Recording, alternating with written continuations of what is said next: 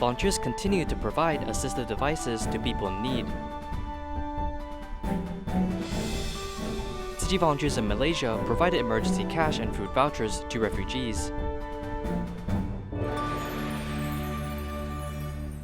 Welcome to DaAi Headlines, I'm Hu Chiao. Thank you for tuning in. In Keelung, Wu Wenzan and the volunteer team provided assistive device to families in need. His son was also a helper. He said that he once suffered a serious illness and felt the fragility of human life, which gave him a sense of mission to help others.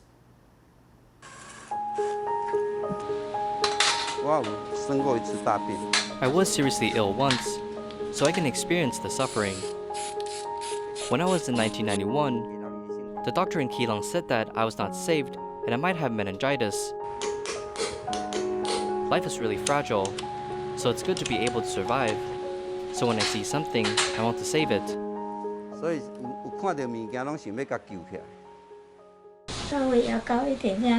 I can get up by raising the bed a little bit. I can. Thank you, thank you.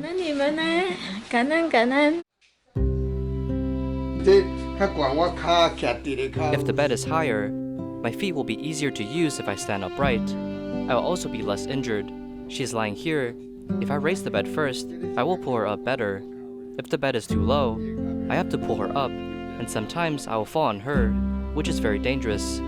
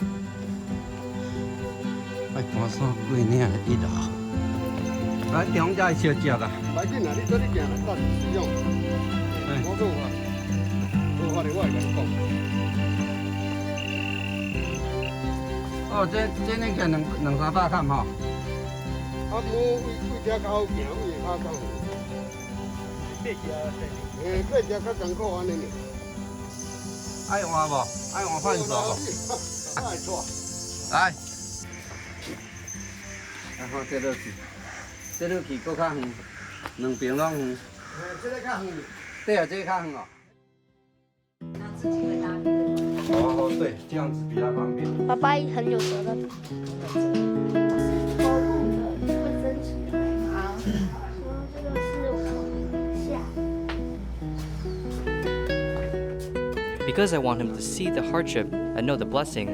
Sometimes I want to share with him that the patient is very pitiful, lying on the hospital bed and cannot get up. The caregiver has to climb high and squat low, bend down to change diapers, and help the patient turn over the body is also very tiring. He did not see these things. If we talked to him, he couldn't understand it. We must let the younger generation see and appreciate it.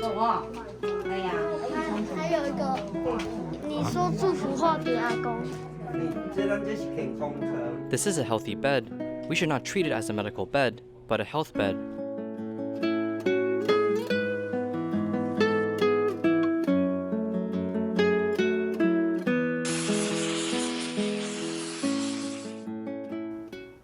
In Hualien, a 21-day health challenge event brought vegetarian restaurants, physicians, nutritionists, and chefs together, preparing plant-based meals suitable for the Taiwanese people. One participant found it difficult to lose weight after pregnancy, but after joining the challenge, her situation improved.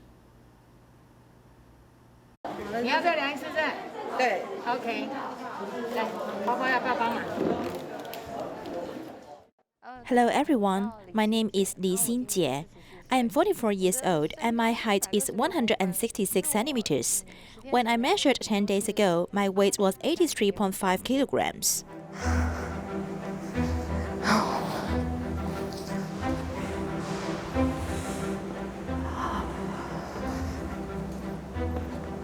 I 在怀孕前，我的体能状态，我会觉得是我最好的时候吧。My physical condition before pregnancy was good as I could swim for 20 minutes and then run. At that time, I was in doctoral class and I could run on the playground every day, about 20 minutes for aerobic training. But after I became pregnant, I started to feel uncomfortable and eating made me feel comfortable. At that time, I liked eating two things, rice and Yakult, so my weight soared. A week before giving birth, I know that my weight is already 40 kilograms more than when I became pregnant. 我觉得女生最主要还是小孩啦，生小孩的过程。然后你怀孕之后，她的体重。 I think that for women, the most important thing is children and the process of giving birth. After pregnancy, her weight has been increasing and she can't lose weight. In fact, people say that if you can't lose weight, you may have many physical problems, such as high blood pressure. She has high blood pressure and she is younger than me, but she already has high blood pressure and she can't reduce weight. And then the physical strength is very poor. People with higher weight all have physical problems.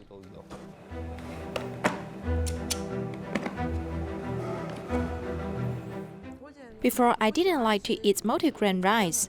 I only eat white rice.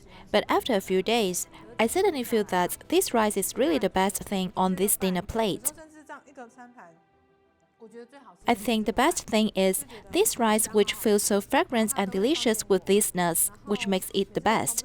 If you want to score everything in this meal, first place is this rice.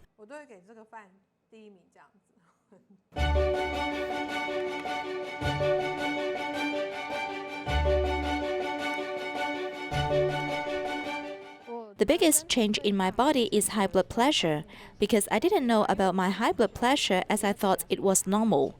My constipation was a secret problem, as my stool problem directly improved. Because I am about the next day, I had lots of gas, and then every day my bowel movement was so smooth. This was the biggest change for me. Suddenly, because my bowel movement is smooth, you suddenly feel that the whole person is lighter and more free. 因为这个活动最重要就是要让民众感觉到健康，所以必须要让他有感觉。 Because his activities ultimately to make the people feel healthy, therefore after the activity will be arranged a health check after the end of 21 days. First of all, we look at the weight. More than 95 saw weight loss of 0.2 to 5.4 kilograms. Therefore, among 88 people, a total of 113.5 kilograms has been lost. Secondly, we look at the waist circumference. The change in waist circumference is indeed quite obvious. The 88 participants will lose an average of 4 centimeters. Especially, you will find that your body fat will see a significant improvement. Then overall, when we first started, there are about 20 cases of excessive cholesterol. Within 21 days, we only have 3 people with cholesterol exceeding the limit, and they are already very close to standard values. In order to thank Hualien Tzu Chi Hospital's medical team for their contribution during the pandemic, Tzu Chi volunteers made vegetarian meals for medical team members. Here's more. Vegetarian lunchboxes are arranged carefully. The variety of food provided by volunteers have made many wanting to try it out. There are vegetarian fish and marinated mushrooms, so when they open the lunch boxes, they will be very happy. During the pandemic this year, our medical colleagues were very busy. Volunteers saw our hardworking workers, and they thought of giving back to all of them working at the hospital. Volunteers have made lunch boxes 2 days per week. It is planned that 3,600 lunch boxes are to be given out within 3 months.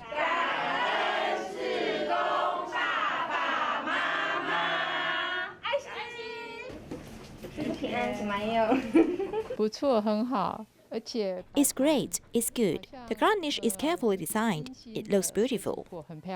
Volunteers prepare ingredients and decorated the lunch boxes. They even brought the food to us. To us frontline medical workers, this is very heartwarming and it's really moved me. The love from volunteers have made lunch boxes even more delicious. As medical team members eat, they have felt the love and warmth. In Taiwan, due to the pandemic, vaccination plans begin in multiple counties, In Tainan TCS HS Elementary Department, students planted bean sprouts and cultivated it until it's fully grown. The grown bean sprouts are then sold at a charity sale, which sold out within 5 minutes. Let's take a look. Hand-picked organic green beans are planted with care. Afterwards, what all students have to do is wait patiently. We cover it with a non-transparent towel, and I wake up every day to water the bean sprouts. When the bean sprouts were little, I irrigated the dirt and changed its water. It has grown this tall now, and we are all excited to join the charity sale. We have to press it down so it doesn't grow tall. If it grows tall, it will be too much to handle. It's worth it after all the work, and though it's tiring, helping others makes me feel very happy. We cover this with black cloth. Without it, it will turn red and taste bitter because of the sunlight. I have raised this for some time, and we are finally selling it. I hope more people can buy my bean sprout so that I can help others. The Bean Sprout charity sale for vaccine event brought classes a stronger bond. We have a special child in our class. The child doesn't participate in class activities, but on this particular event, he brought green beans from his home to school. And because of this activity, he started to influence the classroom and interact with people more. No fertilizers were used to plant the bean sprouts. It's safe to eat and safe to sell. These bean sprouts are organized by students here. We ask parents to come join us and celebrate this occasion. Before 6th graders graduate, they have learned how to contribute through action. By planting bean sprouts, they witness love cultivate amongst people.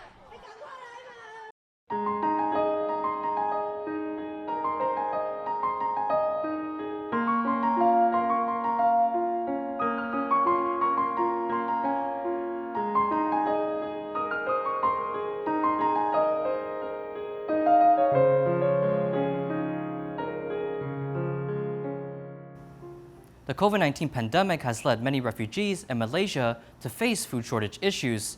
Tzu Chi Kuala Lumpur and Selangor chapter distributed emergency cash and food vouchers to refugees, solving their short-term problems. After matching recipients onto the list and under strict epidemic prevention measures, volunteers arrived to send emergency cash to refugees. The recipients this time are 50 households living in the Burmese refugee community. Because of that MCO start again, a lot of family from our community are struggling for buy the food, for pay the renter, to pay the utility bill. So they are very struggling. On July or August. Life is already tough, and after the pandemic, life becomes harsher. A teacher at the Myanmar refugee community requested help from Tzu Chi.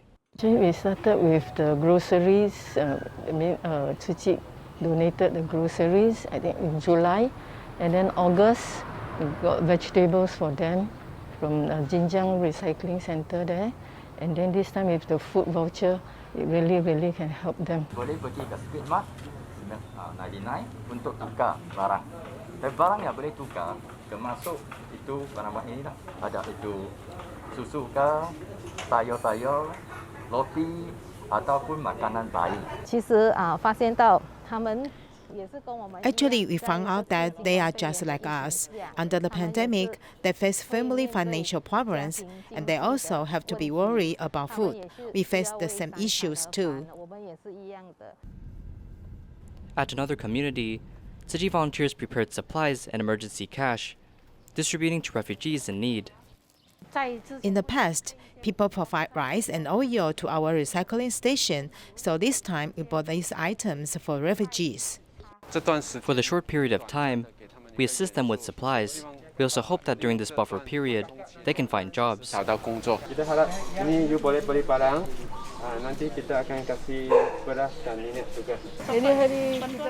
Today we received help from you.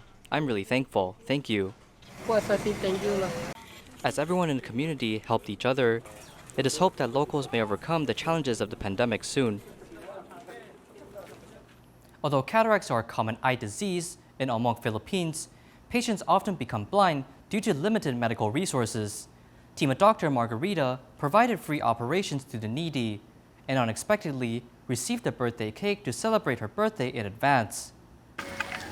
Without crutches, Roy could hardly move. Being blind is hard because you cannot walk properly, and sometimes you crash into things and fall into the canal.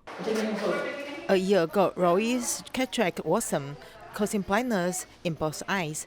His son, who lives in Manila, did not dare to leave him alone, so he took him out of Great Love Village. Now, Roy can return to the familiar place again because there are doctors who were willing to help. Now that I can see, I can walk more safely. There's really a big difference between being blind and being able to see. We're very happy that he is able to regain vision because it was our dream that he would be able to see again, just like us. After Roy resuming the normal life, his son can rest assured to work in the city. He wants to give back. He even presented me with a birthday cake because it was my birthday over the weekend. So I was very surprised at that very lovely gesture from Mr. Rosal. Roy helped celebrate his doctor's birthday in advance. Both of them are grateful to each other for enriching their lives.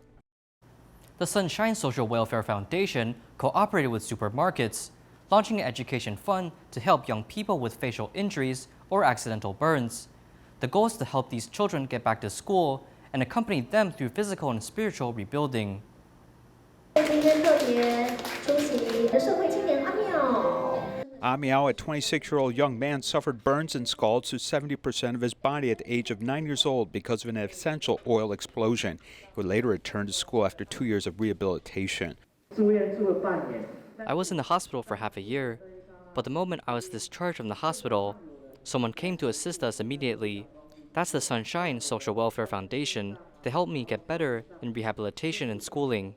Hu Chiao is a little girl suffering from vascular malformations. She has undergone 27 laser operations since she was 1 year old. Aside from the heartache, Hu Chiao's mother thanked those who accompanied her all the way. Seeing all the young parents who worked so hard for us, they gave us a chance and also gave the children a chance. They really need to be helped and supported because the psychological pressure is intense.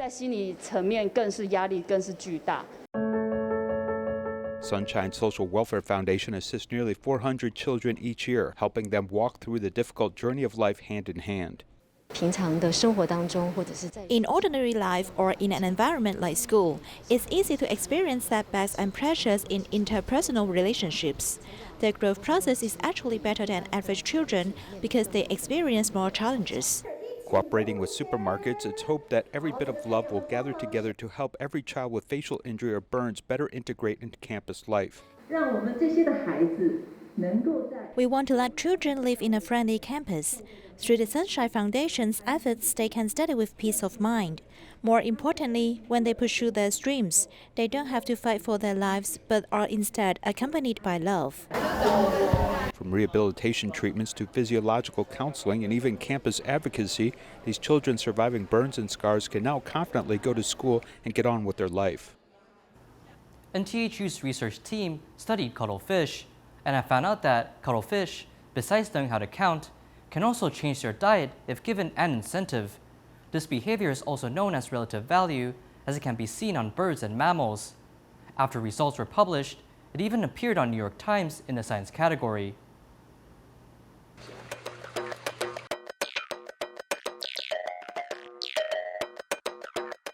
At 9 in the morning, the daylight lamp turns on, waking up the sleepy cuttlefish. This place is located in College of Life Science of National Tsinghua University.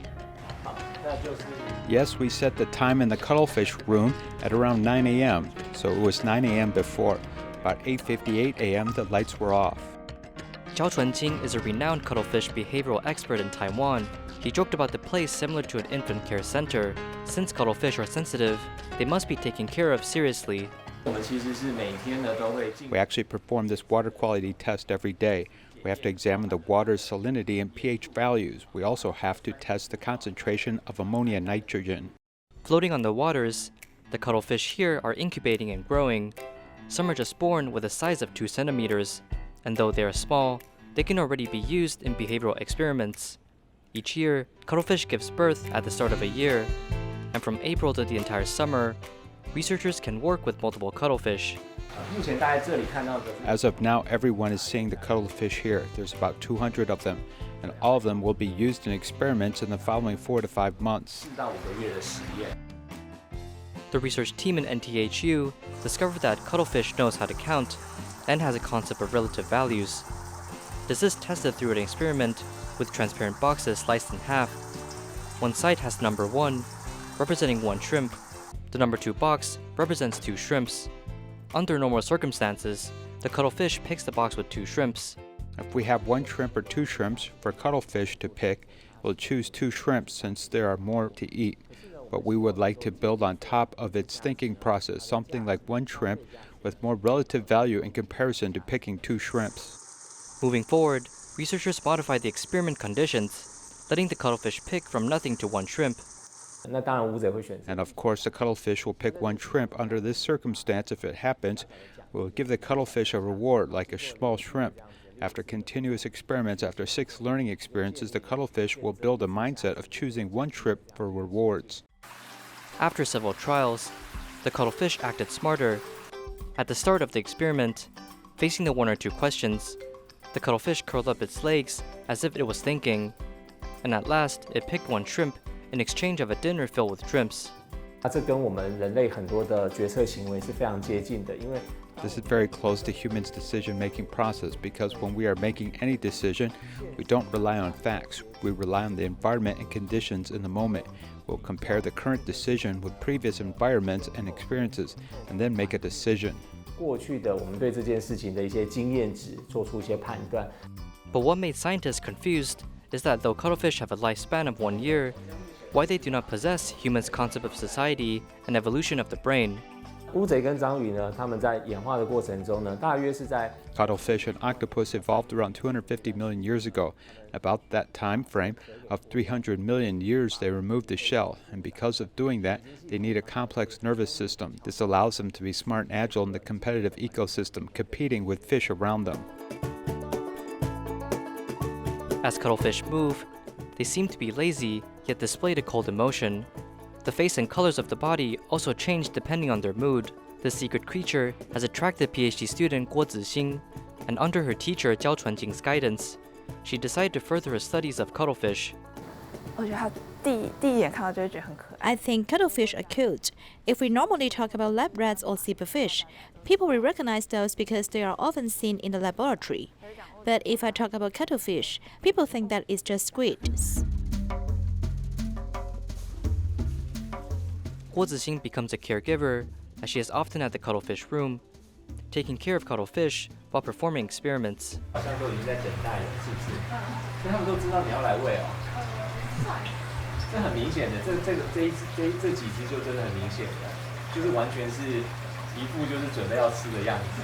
Recently, the report of cuttlefish relative values have been published. It even was published onto New York Times. The sudden gain of attention made Guo Zixing surprised and joyful. It feels special because I never thought what I did will be published on a newspaper. The vastness of the sea often includes many inspiring findings. At NTHU, the research team provided scientific data of cuttlefish behavior, allowing the international community to witness the smartness of cuttlefish. 17-year-old Tzu Chi volunteer He Liangsong owns a calabash farm, and when she heard about Master Zhen Yan's fundraising campaign for vaccines, she brought calabash for a charity sale in Daling Tzu Chi Hospital. Thank you for tuning in. Goodbye.